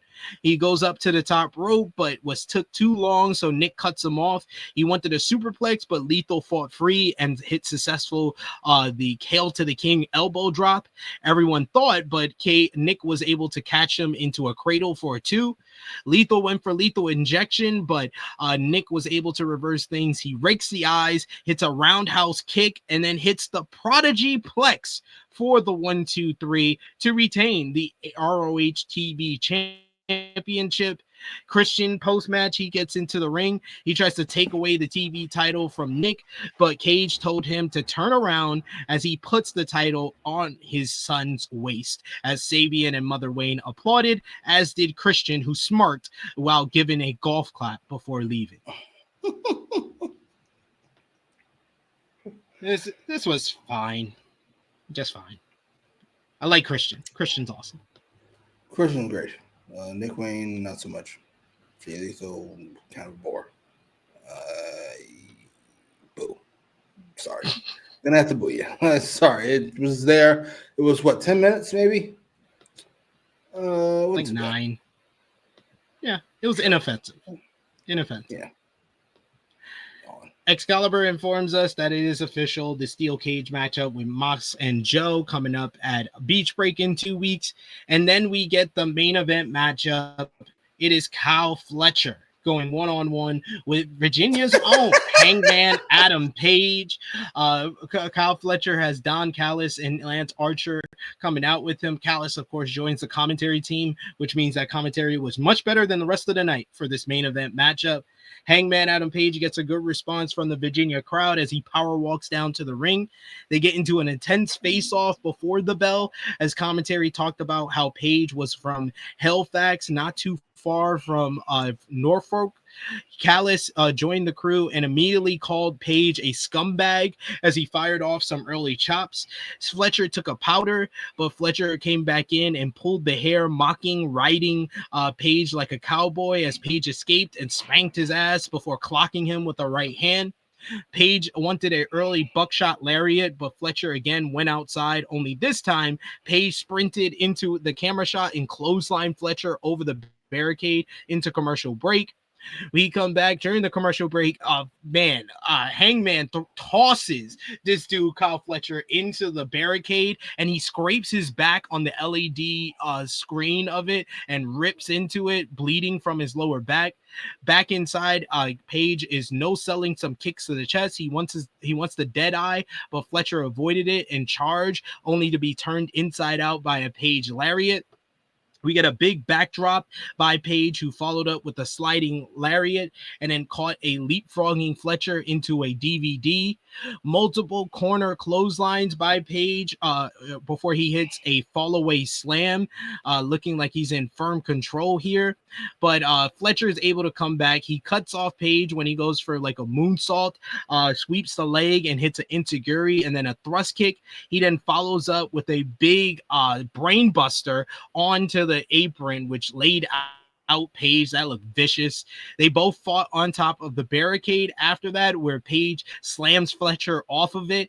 Then he does a moonsault into a tombstone power driver on the floor before we go into commercial break. Fletcher barely gets back into the ring during that. We get a great close-up look at the back of Fletcher when we come back as things return. Page goes for a huge superplex, and we get a double down. Both rise and trade kicks until Page swung for the fences and decked Fletcher right upside down. Fletcher answered with a snap German suplex, but then he ran right into a pop-up Liger bomb by Page for a 2. Page went for a dead eye, and Fletcher floated over, hits a big boot. He wanted a power bomb of his own, but Page was able to counter that into the dead eye for a close 2. Page went for a moonsault once again, but Fletcher got the boots up in the face and then hit a sit-out last ride for a 2 count. Running corner kick connects by Fletcher. He tries for the brainbuster, but Page is able to float over into a Kana roll for 2. Page wanted a buckshot lariat, but Fletcher exploded with a charging kick. He then were on the apron, and Page hits him with a dead eye right on the apron. He then followed up with a huge moonsault to the outside. He brings Fletcher back into the ring. He wants the buckshot lariat, but Fletcher is able to move the referee out of the ring. Out of the way. He hits a low kick with the referee turned around and then connects with the brainbuster. And we get a close 2 count, which got a huge pop, probably the loudest the crowd has been the whole night. I think they were convinced that was going to be the finish. Callis is losing his mind on commentary as Fletcher hits his charging boots in the corner. He then brings Page to the top rope. He tries to go for the top rope brainbuster, but Page is able to fight him off. He clotheslines him out of the way. He then hits a variation of the buckshot lariat out of the corner, which was mad innovative, and lays out Fletcher with that. He then goes to the apron and he hits the proper buckshot lariat to finally put Fletcher away. 1, 2, 3. Hangman Adam Page advances to the Owen Hart Cup men's tournament finals, where he will meet Will Ospreay in the matchup in what should be a special instant classic coming up on May 25th in Phoenix, Arizona. First time ever, Hangman versus Ospreay. What did you think about this main event matchup? I thought that this was excellent, a tremendous matchup, hard hitting, some great brawling on the outside. The physicality was up there very well with these two, and I love the near fall on the low blow and the brain buster, and then the finish with Hangman hitting back-to-back buckshots. It was really damn good. What do I want to say? Ironically, nobody would really compare Kyle Fletcher with Sami Zayn. Rightfully so. The only thing they really have in common is they're wrestlers and they're white. That's about the end of it. But I realize that I'm starting to enjoy Kyle Fletcher for the same reason like Sammy, and for the same reason I hated the opening match, which is fucking sincerity. Kyle Fletcher, I buy everything he does. It never feels like he's winking at the camera, like, haha, we're all in on a joke. No, he feels like an actual nut out there, 25-year-old psychopath who thinks he's the shit and wrestlers like it. I am a fan. I apologize for getting on your case about David Finlay and your newfound love for him. I have a newfound love for Kyle Fletcher. I'm sold. I'm sold. He's just so into it. I'm here for it. And he's got himself in fantastic shape. He dresses like a nut, like Elton John on steroids. But you know what? Take the good with the bad. His good Lord, everything he does looks right. I'm such a fan. He feels old school, which is jarring, considering, again, what he wears and who he hangs out with. It's like the opposite of old school.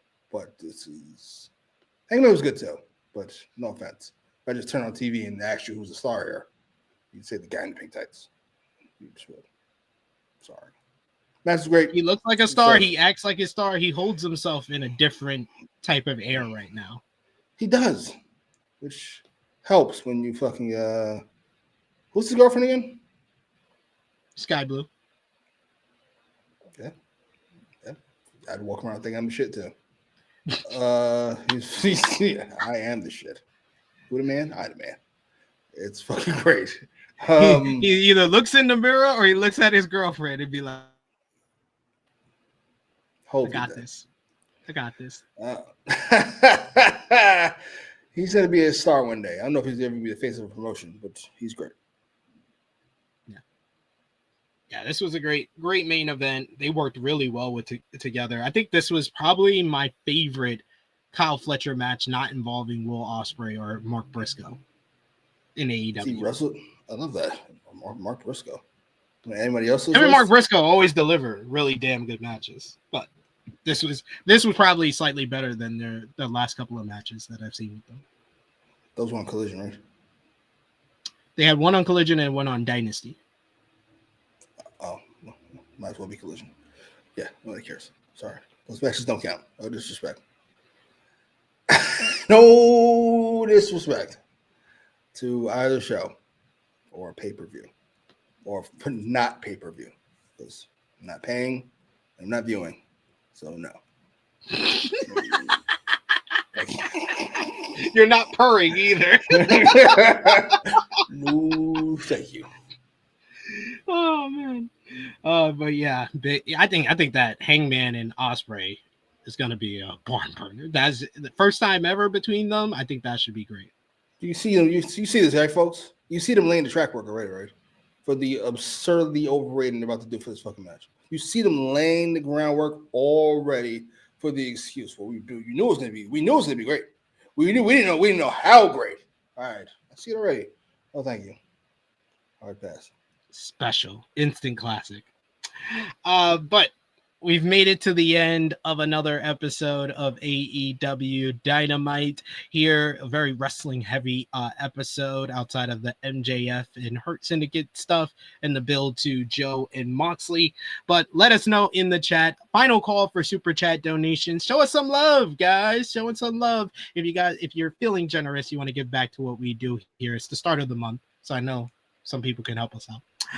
But of course, if you can't, the least you can do is let us know what you thought about this show. Give us your match of the night, your MVP, your LVP, whether you gave this show a thumbs up, thumbs down, thumbs in the middle, and out of 10, what did you give this show? For me and Jimmy, for the April 30th, 2025 edition of AEW Dynamite in 3, 2, 1. Thumbs up across the board from both of us. Jimmy, out of 10, what did you give this show? 7.5. I thought it was good. Wrestling in the main event was, you know what? Boy. No, never mind. You go. So I'm not going to have you big time me. Go ahead. I give it an 8. I'm going to 7. 8 out of 10. I was going to say, I caught myself. I was like 7.5. I was going to say the main event was great. And then I was looking for something else great. And then I remembered the opening match. And I went, right. 0.5 down. 7. Hey, look at that. See what someone else who their rating dragged down because of the opening tag. But look, you got Big Man World on your side. Frantic World that gives it the match of the night, the All-Star 8-man. Absolutely. He knows ball. He knows ball. He likes fun. What was your match of the night? We'll start with that. Oh, main event with relative fucking ease. It's not even that difficult. I would troll you and say the All-Star 8-man tag because I thought that was great. But the main event was just as great, and I liked it a little bit more than the All-Star 8-man tag. So I will give that match of the night. I will give that match of the night. Hangman and Fletcher tore it up, and that was the most that the crowd was kind of involved in any of the matches on the show. So I will give that the love for the match of the night. MVP for the show, Jimmy.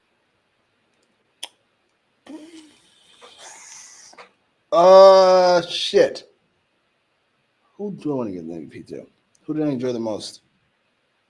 Do I want to give it to Cal Fletcher? I don't think so. I'm going to give it to MJF. Always an easy choice. That's fair. I was going to give some love to... I was going to say, like, Kyle Fletcher probably was the most impressive on the show. Okada and Omega really propped up the All-Star 8-man tag, given the story beats between those two. I would like to give them some love. But I would give it to Timeless Toni Storm. Very good matchup with Miyu Yamashita and me, and she gave me the biggest pop of the night with her interpretive dance to Jamie Hayter's theme music. So, Timeless Toni Storm is my MVP. LVP for the show, Jimmy. This is difficult. Taz was particularly fucking heinous. Shit. I can't let that opening match slide. I can't do it. It's got to be recorded into history. And I'm doing the math in my head. Matt Jackson was in all the egregious spots. He was. The fucking armbreaker spot, that shitty elbow spot, the do-si-do spot, and what's the last one? Oh, the fucking hair. Yes, all of them. Matt Jackson for LVP.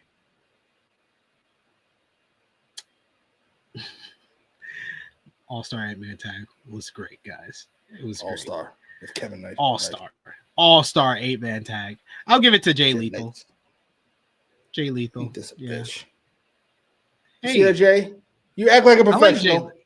I like Jay Lethal, but he was kind of white boys acting just like kind of there. Clowns. And Jay Lethal, a professional, he gets thumbs down. Ain't this a bitch? But goddamn. Yeah, I mean, they're probably right. It is commentary. The commentary, because you can tell, like, the commentary got so much better for the main event. Why? Because Callis joined them. Yes. Like the three-man booth sucks. This is like one of the worst three-man booths I've ever heard. And I hate three-man booths as a general principle. But I think this might be one of the worst three-man booths of all time. Taz is a bitch. I'm sorry. The way he treats Callis, I find it gross. Excalibur is passable as like a third man. And you can replace Tony Schiavone with a button. Yeah. Every other match, just press the fucking button. What a great moment. Or fucking listen to the crowd. Or they're loving it. Fucking it's because he doesn't. It should just be like, I know you don't like freaking Taz, but I think that he would be a lot more tolerable if it was just him and Excalibur. It's because like Excalibur has to be the driver of this fucking crazy car, and he's got Grandpa over here. What a moment! And then you got the guy in the back. He's just like, oh, you got over here, you know, Sidewalk Jones over here. There's a Dear Jones over there. Like they're just trying to chime in. Like Excalibur is driving home the story. He's trying to do the play-by-play. He's doing the work of the play-by-play and the color commentator, but he doesn't have the enthusiasm that he had in the first couple of years of AEW. And then he's with two people who are just trying to fill in blanks and trying to get their shit in. And Taz had the audacity to call out fucking Don Callis on his material. How fucking dare you, sir? Come up with something original, Don. You say Jones every fucking segment. What are you talking about? I'm sorry. Shout outs to Cresta in the chat. Good to see you, Cresta. She's a Taz fan. It's fair. It's okay. What? He used to be good. Fan? He used to be good back in like the early 2000s. Say 23 years ago? Taz fan? What else are you a fan of, man? Polio? Big polio. But big polio. Big on polio. Everybody loves polio. Oh my God. What are we doing? The words and opinions of Jimmy Macram do not necessarily reflect those of True Heel Heat, its viewers, or affiliates. Weird. But I digress. Big Miz fan. All right. I agree with Ace. He says Tony doesn't need to be on commentary. If he was just like the guy who did like what he used to serve when they had Gordon Soley in Jim Crockett Promotions and NWA, where he would just do the in-ring interviews. I think he does well at that. He does great at that, actually. Yes, he gives off a certain gravitas that people should respect him, and then they mostly do. And then he gets out of the way. She's very good. Yes. Thank you. No disrespect, sir. Wasn't it just last week Ian was on commentary? And that was much better. Goddamn right. And we shouldn't do that anymore. If we're not going to replace anybody with Ian, we shouldn't be letting everybody know how terrible we are by having Ian here at any point. It's weird. It's like bringing in Michael Jordan every 2 weeks. That's a weird choice. You're just making us feel bad the other week. Thank you. And we do have a super chat donation here from our boy Louisville. Thank you so much, Louisville. We will give you the mic and hit the drop. Bitch, come on now. Oh my God, Shivani, what the hell is wrong with you? That was the peak of Tony Schiavone on commentary. That's the peak. That was the peak. We hit the peak, and he hasn't been the same since in a year. Right? The fuck? They shook him from being fucking interesting. Louisville says thumbs up, 8.5 out of 10, and MVP Fletchlight. Everybody's a Fletcher fan this week. Everybody's for the Fletch. Lord, Fletchlight. I forgot about that. Never mind. I erased all my previous Fletcher praise. Forgot about that horse shit. All right, we've made it to the end of our latest edition of AEWramble. Appreciate y'all in the chat for chiming in, giving your love and support, as well as keeping the conversation going. Remember to drop the thumbs up on the video, share this video with all your wrestling fans, friends, and family. Hit the subscribe button if you're new. We're here every Thursday, 1:05 p.m. Eastern Time with AEWramble. And of course, I am joined by the always in a mood, Jimmy Macram. Oh. Always great. Yes, he's always great. Jimmy, let everybody know where they can follow you. I'll be honest, nowhere. I wasn't really a fan of half your takes, half the chest takes here. A couple of you were great. Most of you were awful. Found out Louisville's a Bucks fan. So gave the show 8.5.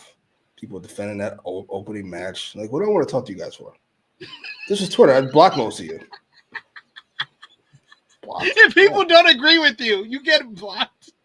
Dude, the shit I blocked you before is shocking. You'd be like, for what? What did he do? What are you talking to me? Still blocked. I don't care. I don't have Austin in my top 5. Blocked. I need to see anything you talk about ever in life. Politics, sports. Your opinions mean nothing to me ever. You can't even get that right. Good Lord. Sorry.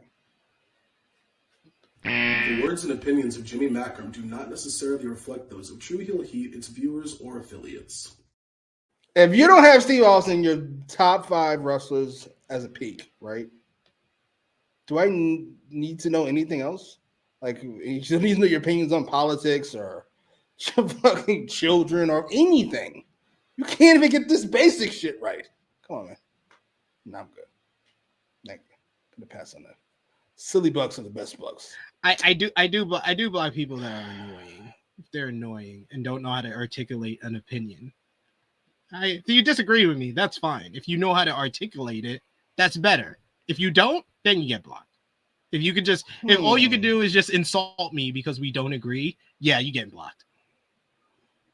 Articulated. Well, it depends on what you're articulating. Sometimes, what's his face? He articulates very well, but what he's saying is horseshit. Fucking Ibu. That was a really well-written paragraph there. This is all horseshit, but that was really well written. I impressed with that right there. That was good. It's like nonsense, but you got me there. You got me there. Working on their creative writing. Good job. Good on you.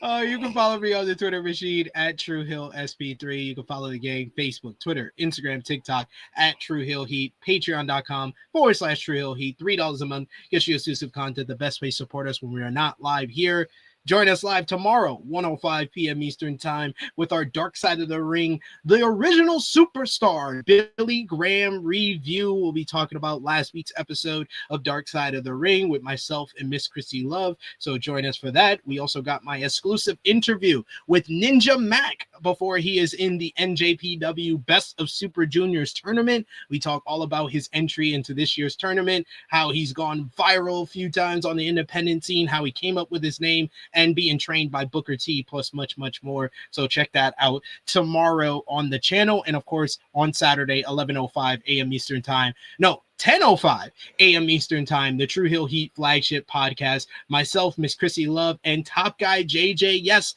the OG trio will be here to talk all about the week that was from pro wrestling. You were laughing, so let everybody. No, Josh is off this week. He's doing a convention. Cool. No, I was just somebody mentioned SummerSlam, and I was thinking about those fucking prices that made me laugh. I'm supposed to feel bad for these people because you can't force to fucking watch two guys wrestle on the underwear. I'm supposed to feel bad for you. Like, what are we doing? Stay home and fucking pay for Peacock, you fucking weirdo. Like, what do you want from me? That's fair. These prices are like it's food or water. Fucking stay home and watch the show, you bum. Sorry. The words and opinions of Jimmy Macram do not necessarily reflect those of True Heel Heat, its viewers, or affiliates. Lord. What do you want from me? Lord. I wanted to see fucking Cody versus some guy. You see, we seriously can't finish the show without him getting at least 2 or 3 of these at the end. Sorry. Do you actually feel bad for these fucking losers? No, I don't. No, I don't. But I don't get as annoyed as you. Boy, Jimmy Macram. It is me, your True Heel Phenom SP3. This has been AEWramble episode 196. Buckshot to jackpot. We are signing off until next time.